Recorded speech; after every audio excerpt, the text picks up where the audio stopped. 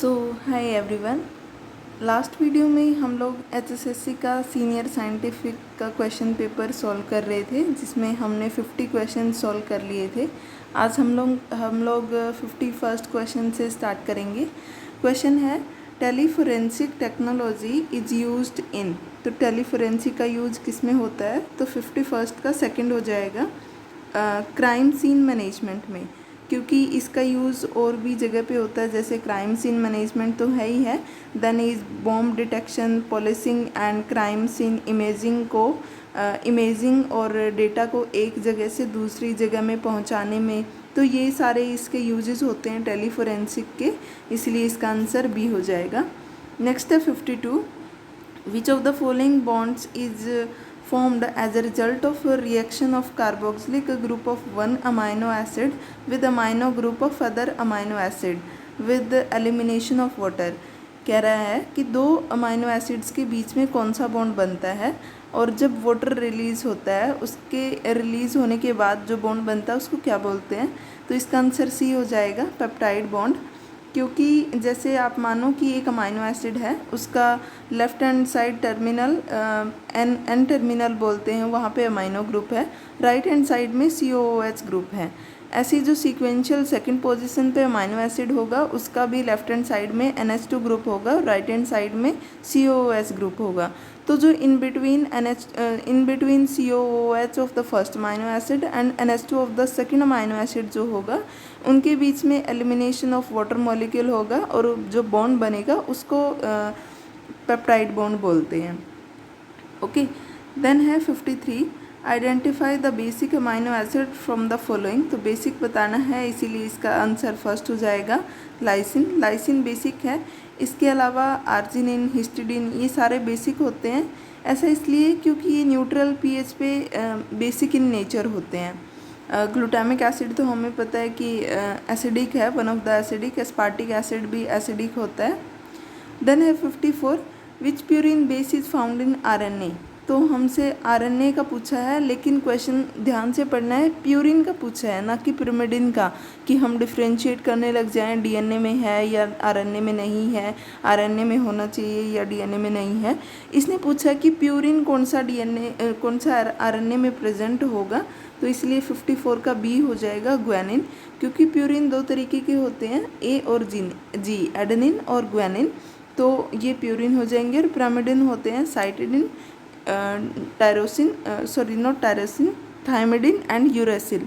Uracil सिर्फ RNA में present होता है और थायमिन सिर्फ DNA में प्रेजेंट होता है, लेकिन क्वेश्चंस को ध्यान से पढ़ के आपको करना है।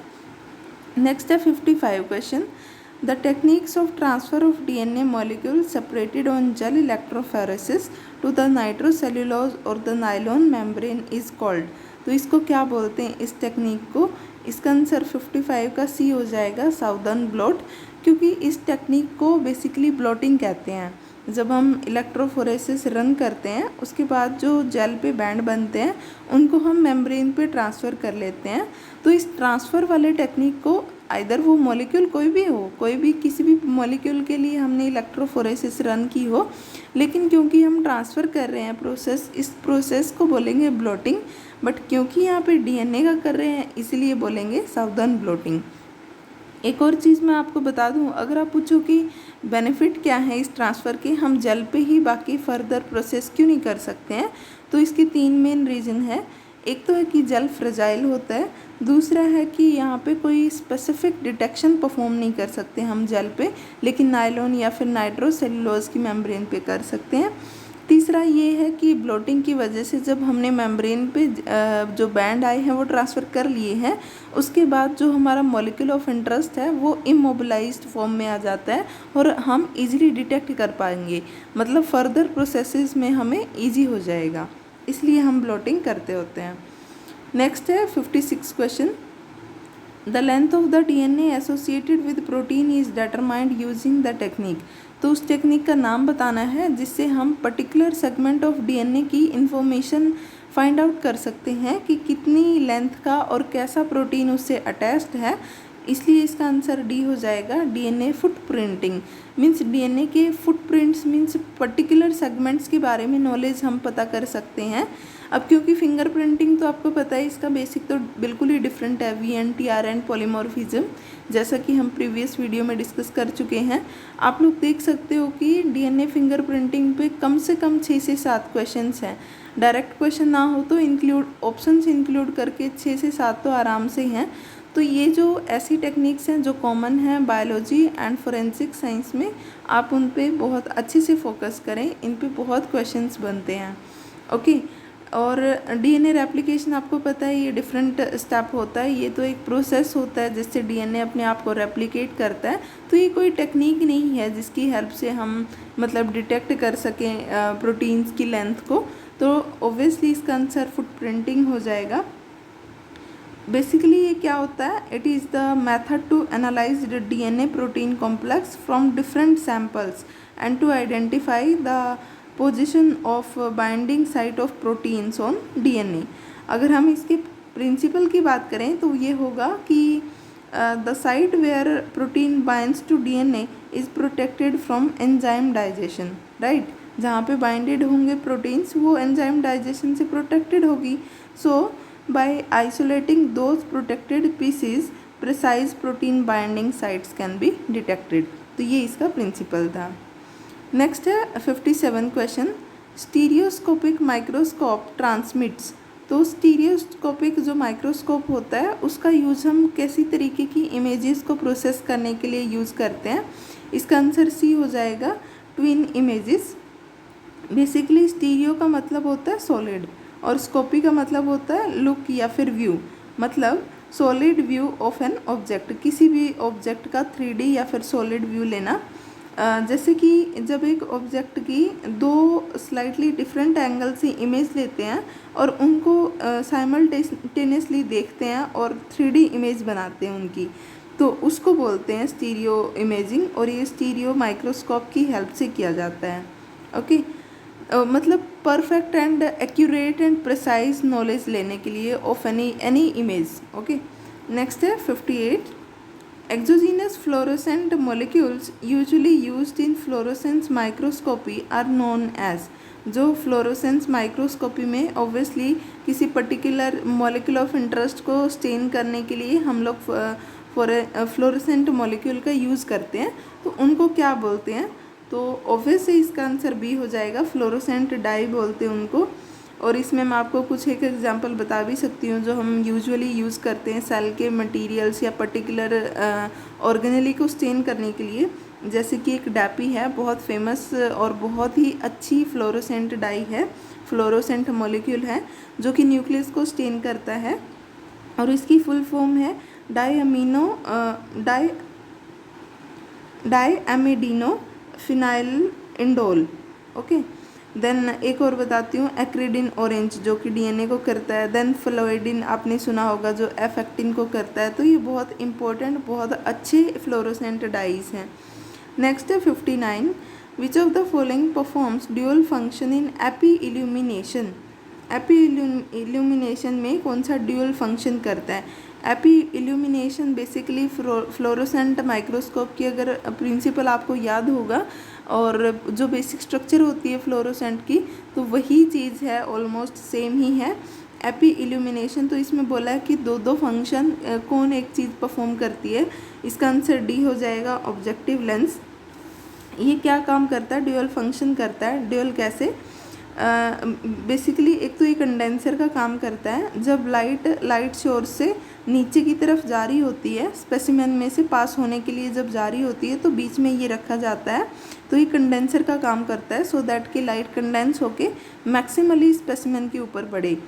नेक्स्ट इसका काम है कि जैसे ही लाइट स्पेसिमेन से होके ऊपर जाती है, ऊपर मतलब कि आईपीस की तरफ जा रही होती है, तब हमने एक ऑब्जेक्टिव लेंस लगाया होता है सो दैट कि इमेज फॉर्म हो सके, क्योंकि इसमें से लाइट पास होगी और इमेज फॉर्म होगी और उसको ये मैग्नीफाई करने का काम करेगा। तो इसलिए इसके दो काम हो गए। और ये रिफ्लेक्टेड लाइट माइक्रोस्कोपी भी बोलते हैं एपी इल्यूमिनेशन को। तो आपको ये चीज़ें याद रखनी है। नेक्स्ट है 60th question, which microscope has found wide applications for the examination of birefringent materials present in soil. तो उस केस में कौन सा माइक्रोस्कोप बेस्ट होगा इसलिए इसका आंसर सी हो जाएगा, पोलराइजिंग माइक्रोस्कोप।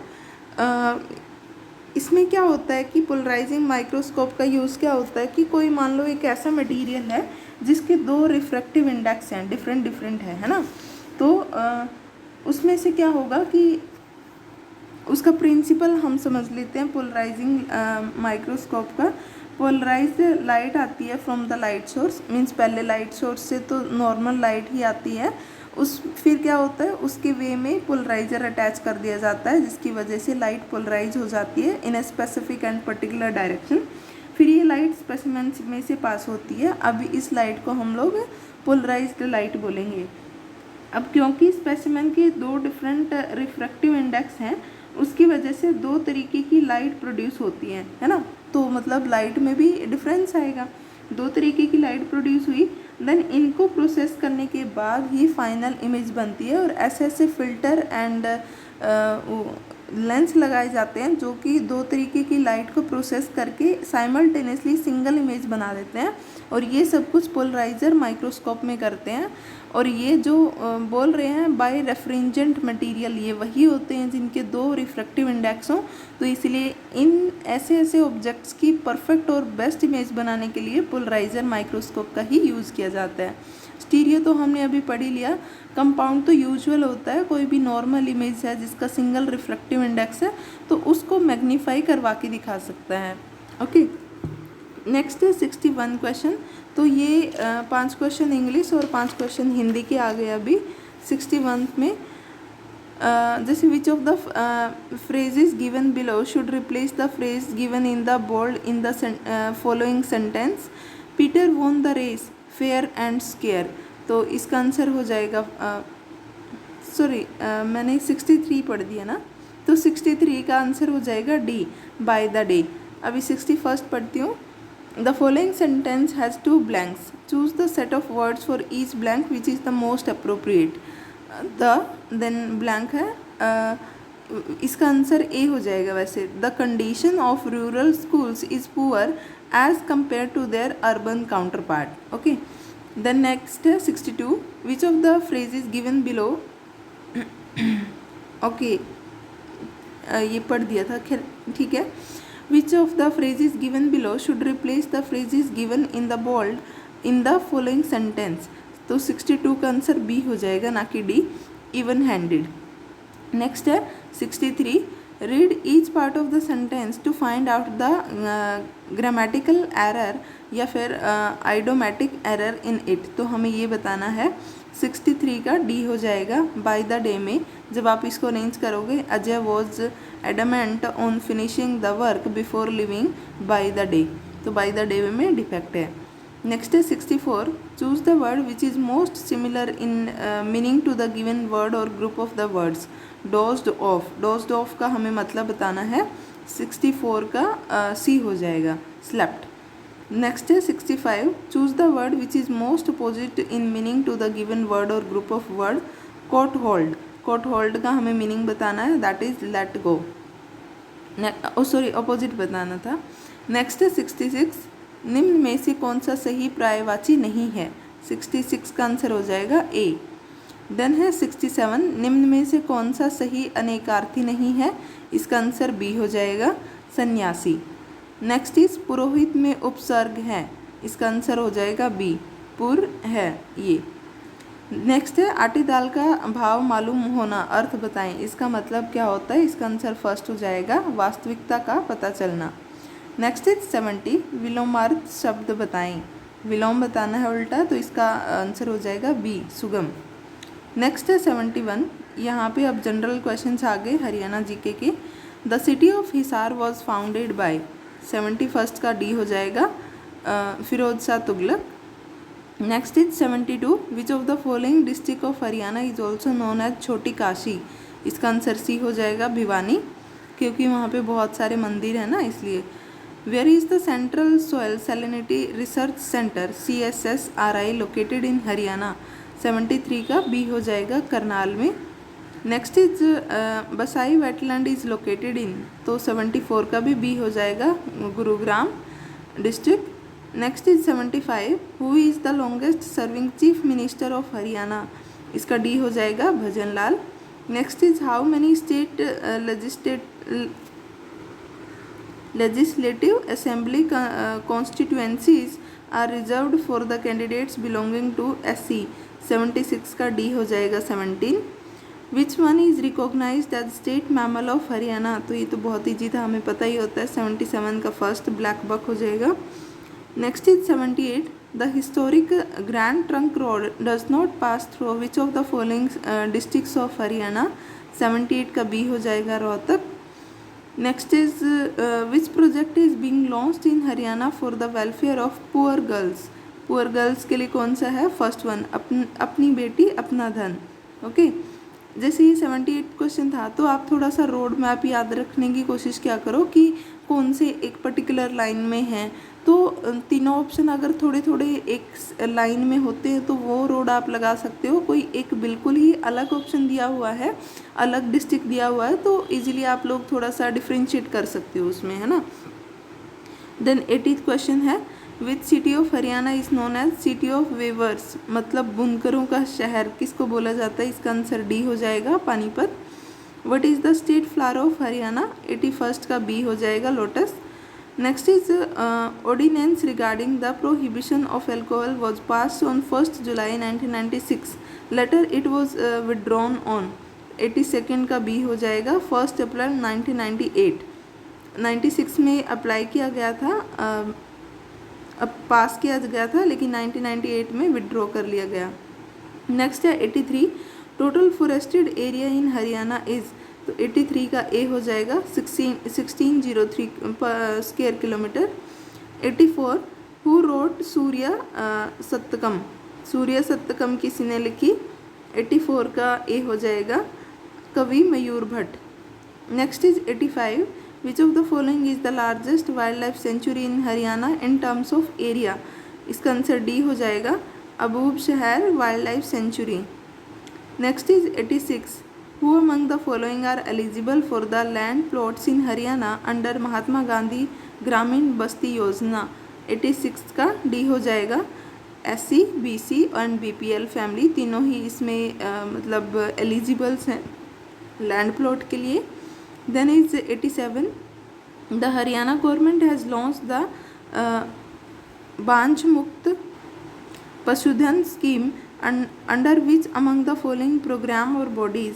87 का बी हो जाएगा Rashtriya Krishi Vikas Yojana. Next is 88 when, ये कंप्यूटर के क्वेश्चन आगे 5 अब। When a key is pressed on keyboard, which standard is used for converting the keystrokes into the corresponding bits? तो इसका आंसर 88 का बी हो जाएगा ASC2। Next is what is the order of keys from left to right in the first row of keyboard? तो 89 का C हो जाएगा QUERT। Then is 90th which of the following are the input devices that enable direct data entry into the computer system from the source document? 90 का B हो जाएगा data acquiring services। next है which of the following is created when a user opens an account in the computer system? सी हो जाएगा इसका सब directory. next is which of the following is the first neural network computer? 92 का D हो जाएगा AM। Then है again Haryana GK के question.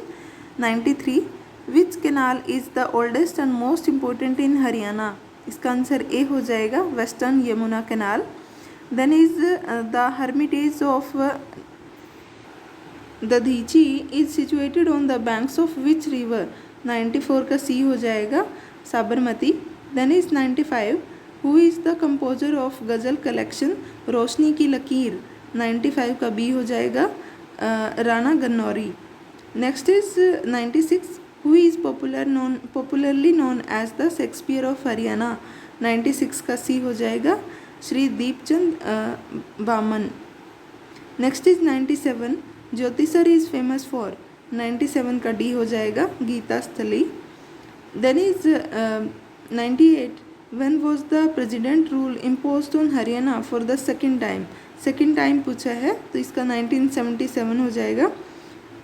Next question is 99 due to which scheme or project Haryana has become the first state in India to implement the use of injectable contraceptives as a family planning welfare. तो इसका A हो जाएगा Salamati scheme. Next is 100, which place in Haryana is known as Laghu Haridwar. लघु हरिद्वार किसको बोलते हैं? तो पांडु पिंडारा को ही लघु हरिद्वार बोलते हैं, क्योंकि यहाँ पे बहुत सारे लोग तीर्थ स्थान है ये, तो तीर्थ यात्रा और तीर्थ स्नान के लिए यहाँ पे आते हैं। बेसिकली अमावस के दिन स्नान करने के लिए आते हैं।